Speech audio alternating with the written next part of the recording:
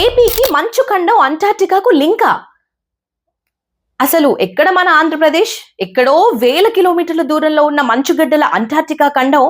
అసలు ఈ రెండింటికి ఏమైనా సంబంధం ఉందా అని నవ్వుకుంటాం, కానీ మీ అందరికీ ఒక ఇంట్రెస్టింగ్ స్టోరీ చెప్తాను నేను. అయితే కోట్లాది సంవత్సరాల కిందట ఈ రెండు ప్రాంతాలు ఒకే ఒక్క భారీ భూభాగంలో కలిసి ఉండేవని మన సైంటిస్టులందరూ చాలా బలమైన ఆధారాలతో నిరూపించారు. ఏపీలోని విజయనగరం, సాలూరు ప్రాంతంలో ఉన్న ప్రాచీన రాళ్లకు, తూర్పు అంటార్టికాలోని రేనర్ ప్రావిన్స్ లో ఉన్న రాళ్లకు మధ్య విడదీయరాని చుట్టరిక ఉందని తాజా పరిశోధనల్లో తేలింది.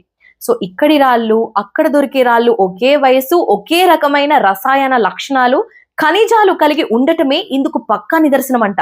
కోల్కతాలోని ప్రెసిడెన్సీ యూనివర్సిటీ శాస్త్రవేత్తలు అంతర్జాతీయ సంస్థలతో కలిసి విజయనగరం రాళ్లలోని జిర్కాన్ గార్నెట్ లాంటి ఖనిజాలను చాలా గట్టిగా విశ్లేషించి ఈ సీక్రెట్ ని కనిపెట్టారు.